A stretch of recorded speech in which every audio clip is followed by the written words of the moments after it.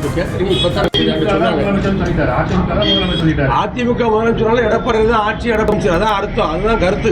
அவரு அமித்ஷா வந்து எடப்பாடி பழனிசாமி ஒரு வார்த்தையை கூட மென்ஷன் பண்ணாம ஒரு கூட்டணி கட்சியில இருக்காரு, அவர் அதை கூட மென்ஷன் பண்ணாம காலங்கள் இருக்கு, அந்நேரம் சொல்லிக்கலாம்னு இருக்கலாம்.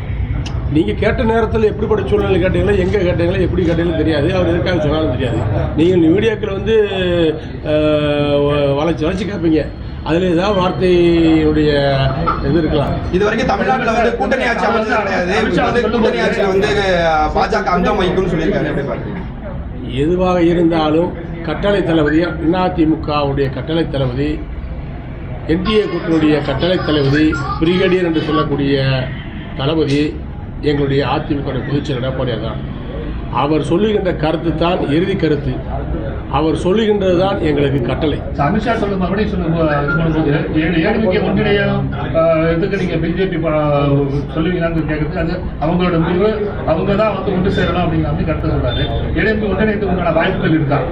ஏடிஎம்கே ஒன்றா தானே இருக்கு.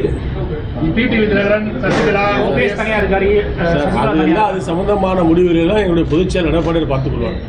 ஏன்னா இதே கருத்தவே நீங்கள் சென்றடமெல்லாம் கேட்குறீங்க.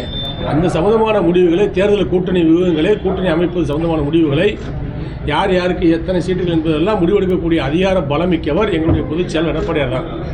அவர் தான் இந்த கூட்டணியுடைய தலைவர்.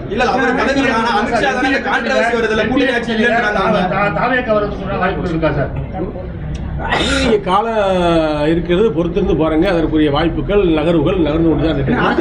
வாய்ப்புகள் இருக்கு, இல்லை என்று சொல்ல முடியாது. திமுக இருக்கின்ற கட்சிகளெல்லாம் ஒன்றிணைய வேண்டும், ஒருங்கிணைக்க வேண்டும் என்ற முடிவில் தான் எங்களுடைய பொதுச்செயலர் எடப்பாடியார் செயல்படுகின்றார். அவருடைய கருத்துக்களும் செயல்களும் அப்படித்தான் இருக்கின்றன. ஆகவே வந்து திமுக எதிர்க்கின்ற, திமுகவை ஆட்சிக்கு வரக்கூடாது என்று எண்ணுகின்ற அத்தனை கட்சிகளையும் ஒருங்கிணைக்க வேண்டும் என்ற எடப்பாடியுடைய பணி தொடர்ந்து கொண்டிருக்கிறது. ஆகவே வெற்றி கிடைக்கும்.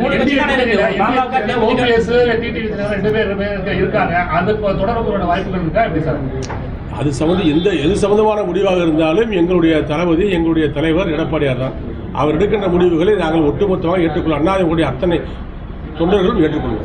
கூட்டணி தலைமை வந்து அதிமுக தான் சொல்றீங்க, முடிவு எல்லாமே அமித்ஷா தான் அறிவிக்கிறார். கூட்டணி ஆட்சியா இருக்கட்டும், தேர்தலுக்கு இன்னும் 10 மாசம் இருக்கு. அதுக்கு முன்னாடியே வந்து நீங்க வந்து பதட்டப்பட வேண்டாம். சரியான முடிவுகளை சரியான நேரத்தில் சரியான வியூகத்திலே எடப்பாடியார் எடுப்பார், முடிவை அறிவிப்பார்.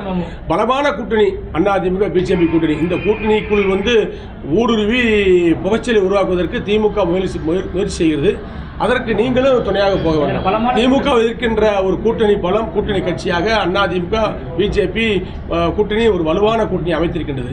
ஆகவே இந்த கூட்டணி தான் வெல்லும் கூட்டணி, இதற்கு வேறு மாற்று கருத்தே கிடையாது. இதில் ஏதாவது சறுக்கல் பிணக்கல் இருக்கிறதா என்று திமுக பார்க்கிறது. அதற்கு மீடியாக்களும் தீனி போட்டக்கூடாது. இப்போ பாட்டாளி மக்கள் கட்சியில் 2 பிரிவாக வந்து செயல்பட்டு இருக்காங்க. அதை நம்ம வந்து எப்படி பார்க்குறோம்? அதை ஒன்றிணைப்புக்கான வேலையை வந்து நம்ம வந்து அதிமுக ஈடுபடுறோம். அது வந்து எப்படி அதிமுக ஈடுபடும்? அது அவங்களே பார்த்துக்கிறோம். பாமக கட்சியும் பலமுறைய கட்சி, அவங்களுக்கு எல்லா விஷயங்களும் தெரியும். ஐயா ராமதாஸ் அவர்கள் களம் கண்ட ஒரு போராளி. ஆகவே வந்து எதை விட்டுக் கொடுக்க வேண்டும், எதை சேர்க்க வேண்டும், எதை பிரிக்க வேண்டும், எப்படி நடக்க வேண்டும் என்று, எப்படி முடிவுகளை அறிவிக்க வேண்டும் என்று அவருக்கு தெரியும். எது பந்தய குதிரை, எது ஜெயிக்க போகிற குதிரை என்பதும் அவருக்கு தெரியும்.